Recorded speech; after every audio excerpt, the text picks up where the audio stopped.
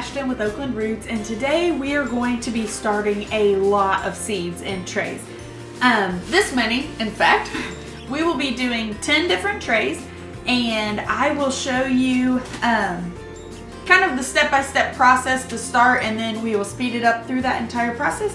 The first thing to walk you through how I organize when you have this many seeds to plant, I went through and on my iPad and I picked out all the seeds that needed to be planted right now, and then I figured out how many of those we wanted to keep for ourselves and then how many we would want to sell in the greenhouse, and then I totaled that up to see how many total seeds I would want.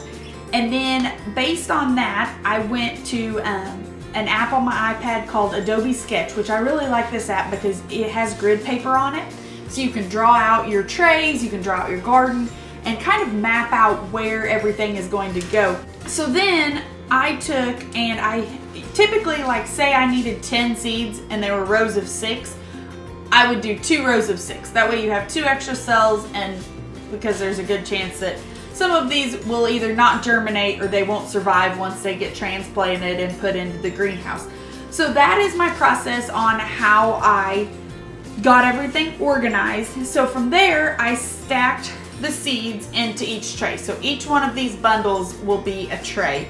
And the best way to probably do this is to put all of the cold hardy plants together. That way you can set the entire tray out into the greenhouse earlier than the others. I did not do that. I just kind of went down my list, and where it would fit, I put it in that tray. And it worked okay for us last year, so we're hoping that that will work okay again. But again, the better way to do that is to separate them based on cold hardiness as well. And a lot of these, if you're starting them in January, they are either cold tolerant or they are very slow growers or perennials. The first thing I will show you is how to clean your trays. If you keep your seed trays over from the year before, you will need to clean them out with a bleach or disinfectant type solution to reduce the potential of bacteria and disease in your seedlings. So let's get started on cleaning the trays, and then I will show you from there what you need for each step, and let's get started. So I am out in the garage right now, and I am going to first take the seed trays that I need to use, and I will take just a scrub brush that looks like this, and I will scrub all of the debris that I can get to off of those, and then I will take them to the greenhouse where we have tubs of water and tubs of bleach set up, and that way I can dunk them in the water, dunk them in the bleach, and that should take care of any bacteria or viruses that might still be lingering in these seed trays. Let's get started.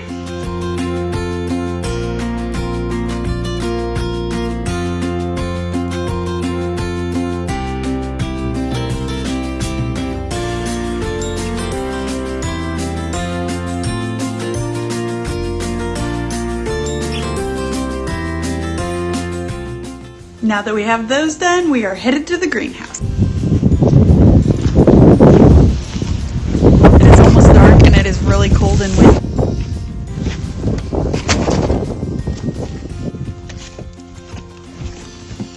I have my 2 helpers with me, Tucker and Danny.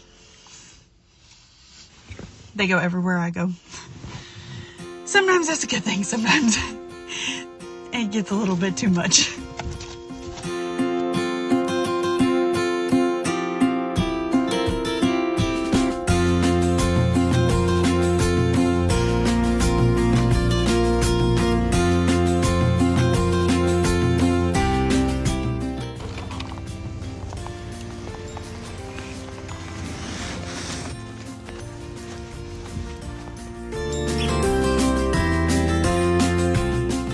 While we're here, I thought I would show you our winter sowing method seeds. How cool is that they're covered in snow? I have not seen any growth yet, but I still have faith. It's kind of starting to get dark, but how cool is being inside the greenhouse when there's snow on top? It makes it kind of dark in here, but it is so pretty. Ignore the mess of plastic. We are definitely in the off season here at the greenhouse, so everything's just kind of jumbled together and thrown out of the way.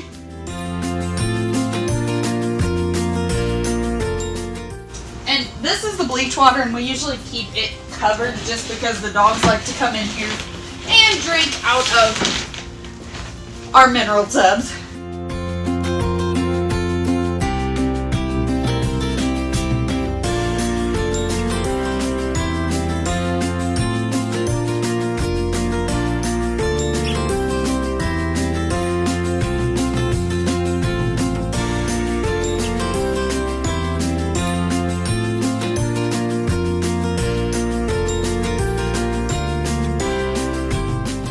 So now that I have these dumped, I will load them back in the car, and I am just ready to get out of this cold. I cannot feel my fingers after dunking them in the water.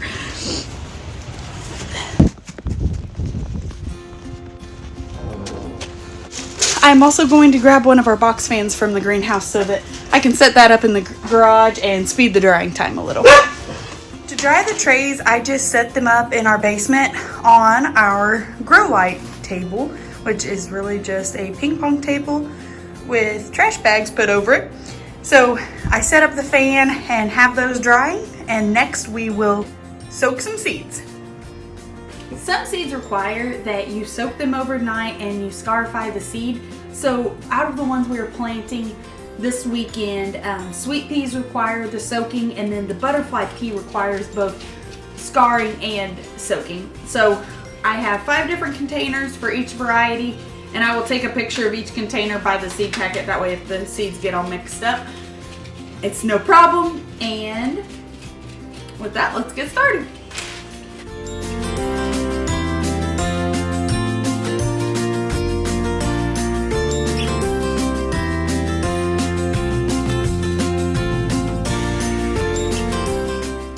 To scar a seed, you will just take a nail file and you'll run that along the seed. It's kind of hard on small seeds.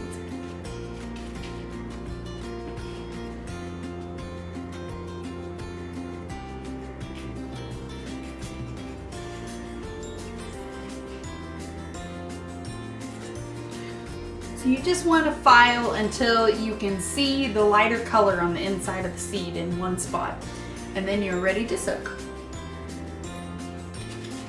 I ended up having to use a larger file. The small nail file wasn't quite enough to get the job done.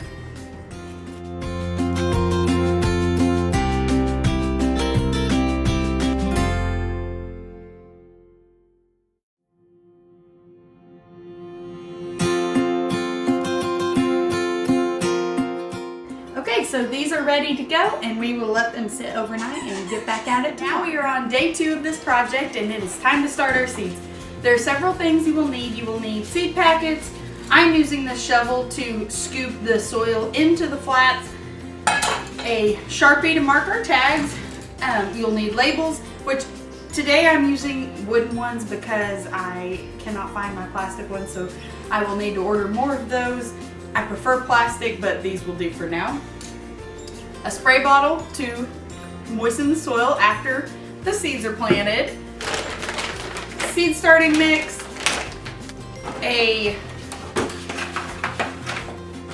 flat tray. A seed starting tray, which this is a 128. I will be planting both 128 and 72 cell trays today, and a humidity dome. Let's get started.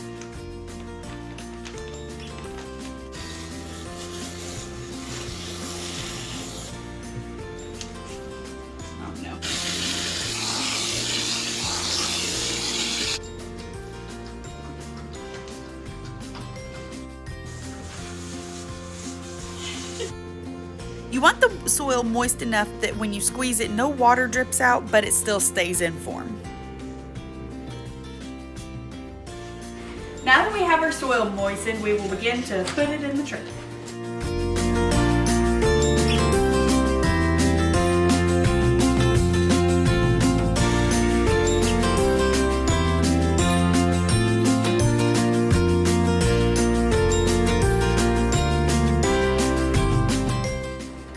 Once I have soil in each cell, I'm going to tamp each one down and then put some more on top.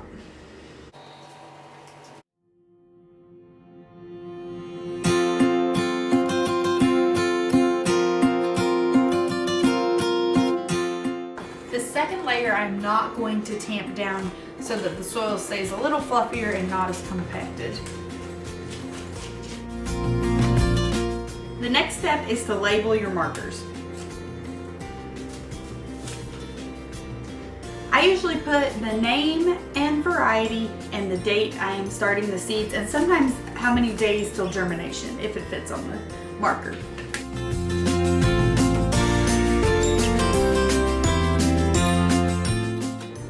Now that we have the cells labeled, it is time to plant. These are Pansy Moulin Rouge, and they say just to cover completely. So we will just press them into the soil and maybe sprinkle some on top. For really tiny seeds like pansies, one trick that my grandma taught me was to take a toothpick and dip it in water and then touch it to the seed, and the seed will stick to it, and that way you can poke it down in the soil and not have to worry about whether it's stuck to your hand, whether it got in the cell or not. I don't actually have any toothpicks on hand right now, so we're going to just try to drop them in the cell. You can see these seeds are really small.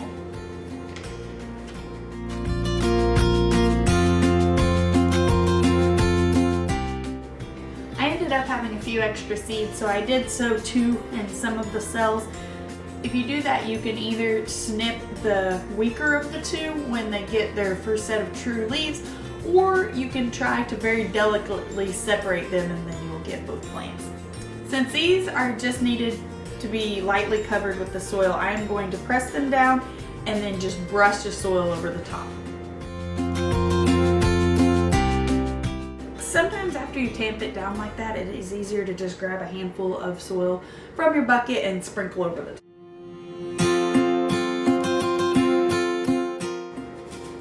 And these just say to surface sow or lightly cover, so we will just sprinkle those on top and then tamp them down into the soil. And I have a ton of these seeds, so I am going to go ahead and sow 2 in each cell just to help with germination rates.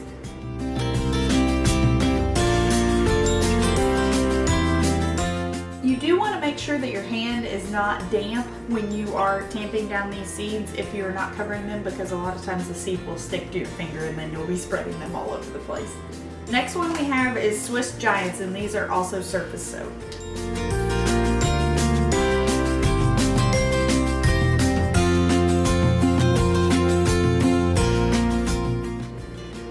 Now that these are planted, the last step is to water them in. If you have a lot of seeds to plant like I do, then your hand will really wear out if you're using the spray bottle. So one trick I learned is to use a weed sprayer tank, obviously that has not been used for weed spray. And then that way you can just pump it, and it's so much easier to soak the seeds and so much faster.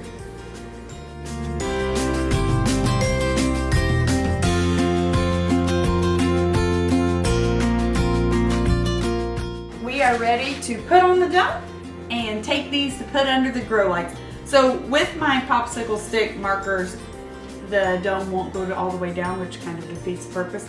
So I will have to replace those with something once the plastic ones come in the mail.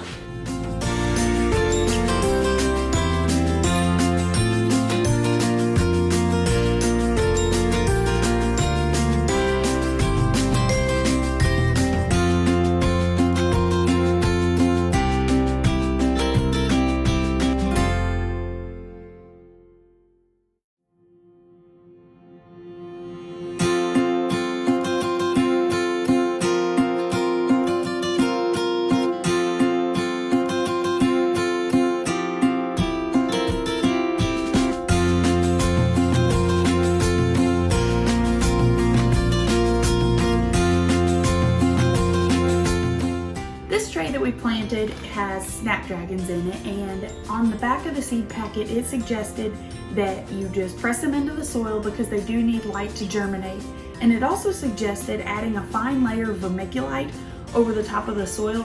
This helps keep the moisture in, but it also prevents algae from growing on the top of the soil surface. So we got this bag of vermiculite. I could not find vermiculite anywhere in Lebanon, so we actually got this at Home Depot in spring.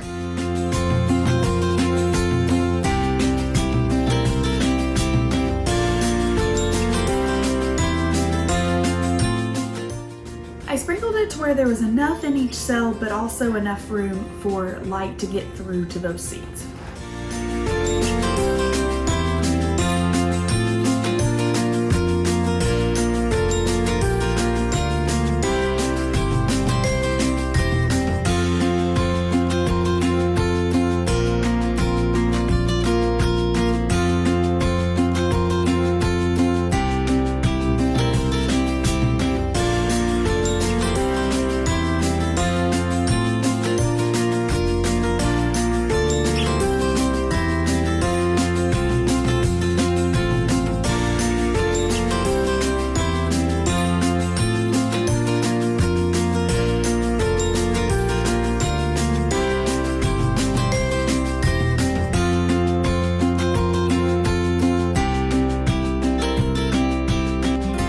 Finally got 9 of the 10 seed trays done. The 10th one I ran out of soil starter, so I will have to pick up some more of that.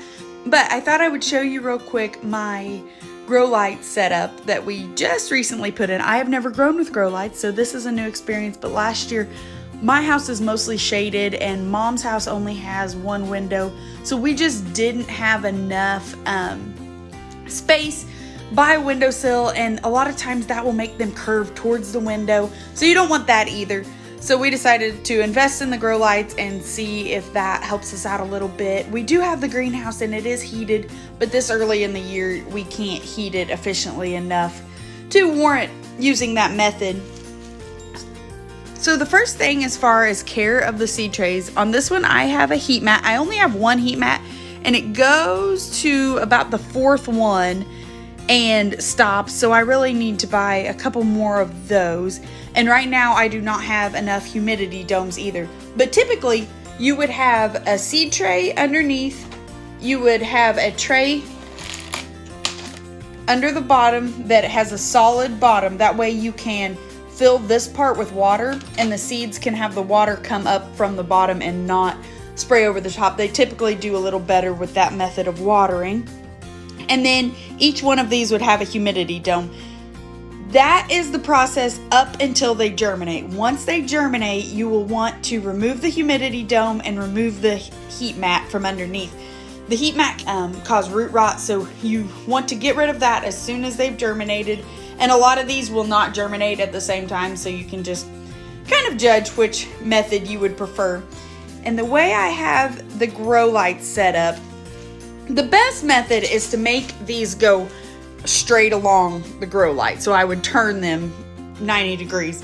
But as many trays as I have, I am going to give this a try and hope that this works so that I can get a lot more under each light. I will put the link to the lights below. This is the cheapest option I could find that I think will still do the plants pretty good. I got these on Amazon. So I actually have 4 different lights, and I have them set up on a ping pong table right now in my basement. So we're hoping that this will work, and I will keep you updated on how this is working. But this is what we have so far.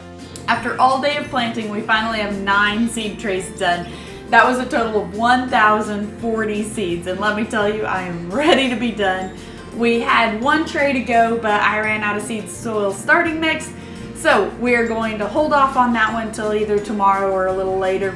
But I just wanted to talk to you a little bit about the care. I briefly touched on it downstairs, but the important thing to remember is that you do not want your seeds to dry out until they germinate. So make sure the soil's wet, and it's really best if you could fill the bottom tray with water. That way the water is coming up through the roots and soaking those seeds, and you don't have to worry about spraying and dislodging the seeds.